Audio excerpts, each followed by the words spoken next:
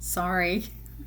My phone rang and I thought I turned the video off and turned it back on, but I had actually done the opposite. So this is part 2 of chapter 13, We Are All Mothers. My assumptions were destroyed as we sat together each week, students of parenting and life. There was no discussion of the mistakes that had led us there, just some prevailing sense that we were all in it together. What drew us near was a central force, a shared thread. We were parents with room to grow. As the world gets more confusing and trickier to navigate, my role as a mom rockets up the charts of significance. And before I say another word, let me make it perfectly clear. All women are mothers. We are life givers, each of us, in ways both wild and vast. Our title as mother isn't defined by biology or science. It can't be measured in centimeters or the arc of a curve. Mothering is the thing all women do, with the small and the big kids under our care, the neighbor boys up the street, our students, our grown nieces, the children we can only hold in our hearts, and the ones we don't even know yet to hope for. What I'm trying to say is, none of us is off the hook here. Humanity is crying out to be nurtured. There are dozens of opportunities to do this during any given week or even daily. It doesn't matter where you live, what you look like, how similar or different you feel from those around you. It doesn't matter if you work outside or inside the home, or whether you're in government housing or on a cattle ranch in Oklahoma. The question is, as always, are we paying attention? Have we made ourselves available? The way we spend our love is the way we spend our lives. Do we care enough to love those around us as though we really belong to each other? And can we dare to believe these small gestures of specific care and well-timed warmth are enough to alter the path of mankind? Here's a true story.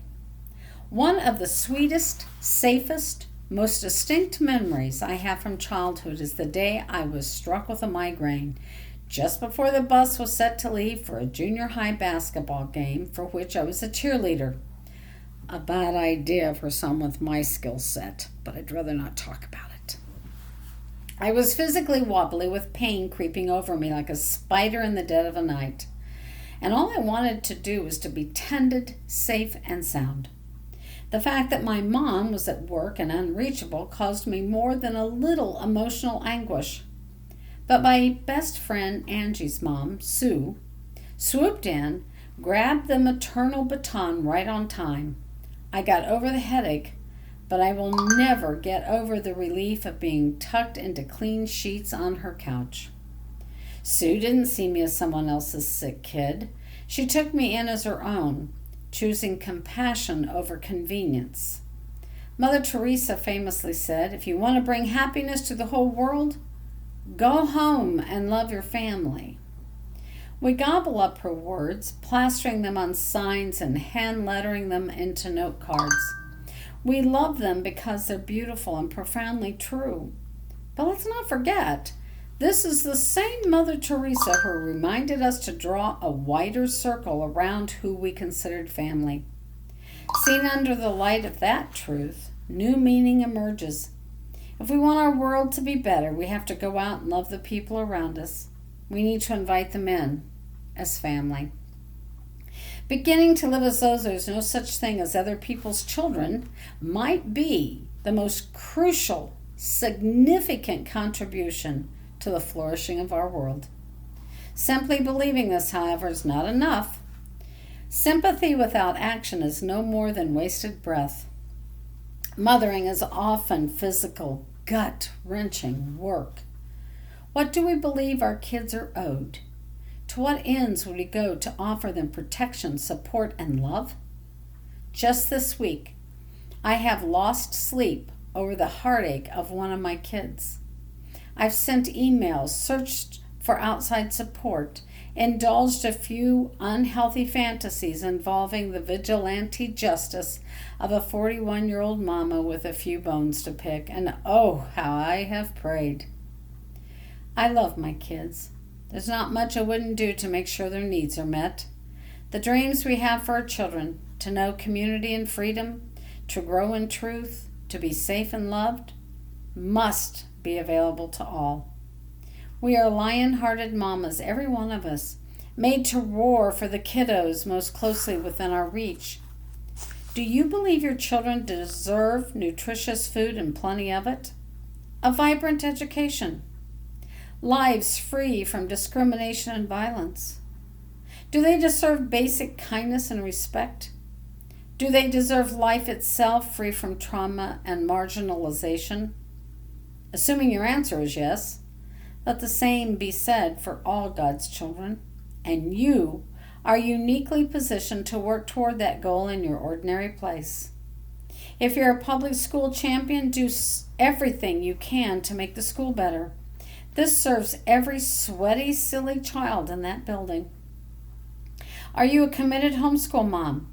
You might be perfectly skilled to bring another into your world, a child who, for whatever reason, hasn't thrived in a traditional school setting. Do you believe in the benefits of daily exercise? Check into the amount of recess offered at your local schools, particularly low-income schools. What you find might shock you into action. Arm yourself with the data that shows the benefits of unstructured physical activity to struggling learners. Advocate for what is best for kids bearing the greatest amount of pressure with the fewest resources. Do you want your kids to be devoted, lifelong readers? Volunteer to buddy up with a child who needs some extra help. Stock the school or the classroom libraries. Do you believe essential oils are a prime key for health and well-being? Research constantly shows that low-income families experience a higher rate of stress and illness. Find a way to transfer your knowledge and passion to a family in your neighborhood or town who could use support but struggles to put food on the table, much less thieves' oil on the feet. Whatever your thing happens to be, make it your personal mission to carry that into the life of another child close to you. Start with one or a small handful. Mother them in whatever way serves them best. With your advocacy, your wisdom, your get-it-doneness, look at them with confidence and determination. Surprise them with the persistence of your presence. There are kids nearby whose lives would be improved by the warmth of your love and whose love in return would improve yours. Yesterday, on the heels of a brutal weekend news cycle involving the light and breezy topics such as white supremacy and the threat of nuclear war, I laced up my shoes and set out to start the week as I always do. My heart had been pounding for days, yet stepping out into the air, greeting a fresh Monday along with my neighbors, I was reminded all over again that this is where it will have to begin. I cannot change the hearts of men. I am powerless to reroute the path of our country. I can chip away the barriers I see over time, and I should. But now is now. Today is the day I've been given, and I want it to count. I want to believe that it can, that it is connected to the larger picture, and that as one little neighborhood in Goshen, Indiana moves toward a path of greater health and wholeness, so will the nation. I did not set out to do anything spectacular, no grand gesture. Mondays and grand gestures should be mutually exclusive. All I did was greet the day. I showed up for my actual life, come what may. As usual, opportunity found me in my typical blend of bedhead and morning reluctance. Here's how it all shook out. Just as I was about to walk Ruby and Cy to the elementary school, 2 middle schoolers showed up at our door. I handed them each a slice of banana bread on my way out and told them to have a great day. After school drop-off, I ran into my friend Dana at the crosswalk. The previous Friday, she told me through tears that she'd been evicted from her home. Now, just a few days later, she shared the good news that she and her daughter had found a place up the street from ours.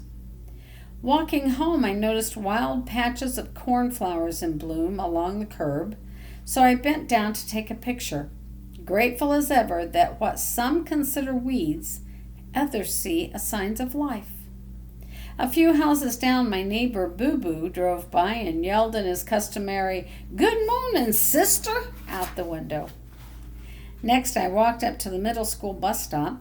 I don't do this because I'm a helicopter mom, but because last year I caught on to the fact that large, unattended groups of middle school boys are a cautionary tale waiting to be written. Basically, I go to save them from themselves, Calvin included. Case in point, that very morning, a young friend pulled a black ninja-style headband from his backpack, meaning no harm. "Dude, they'll call that gang paraphernalia so fast," another boy said.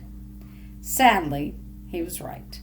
I opened my hand, and without a word, the neighborhood ninja dropped it in, laughing. "Dang, you already finessed my beads last week, and now you're finessing my headband." Their bus eventually came, and all I can say about that is, go with God, good middle school bus driver. You're a rose among loud, hormonal, hot Cheetos for breakfast eating, lanyard flipping thorns. When the bus pulled away and the dust cleared, I noticed 3 high schoolers looking a bit lost and forlorn, and a middle schooler racing up the sidewalk. All of them had missed their bus, and none of the 4 had alternate transportation. One was a complete stranger, but gave me her word that it was fine for her to accept a ride from me. I grabbed my keys and off we went, making the circuit from school to school. I was glad I'd brushed my teeth. My morning went differently than I'd planned. It may have been slightly inconvenient.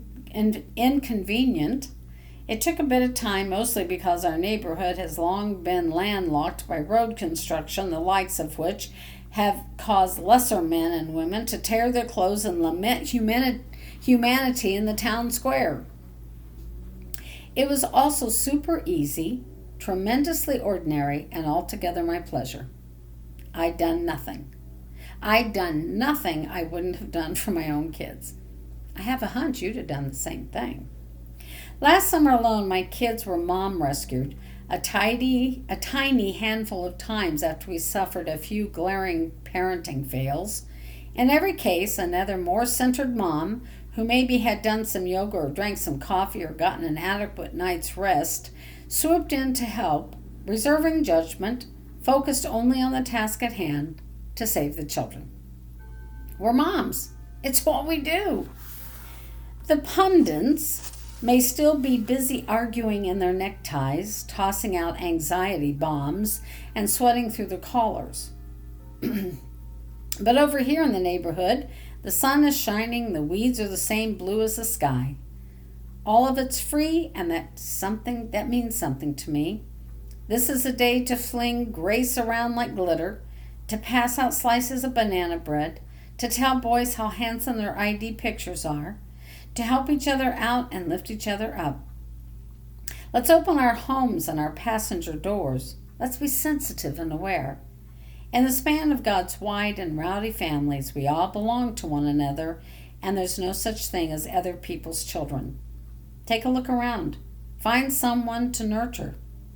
This is how we'll rise. Amen. Next time, chapter 14, Arms Linked. Have a good day.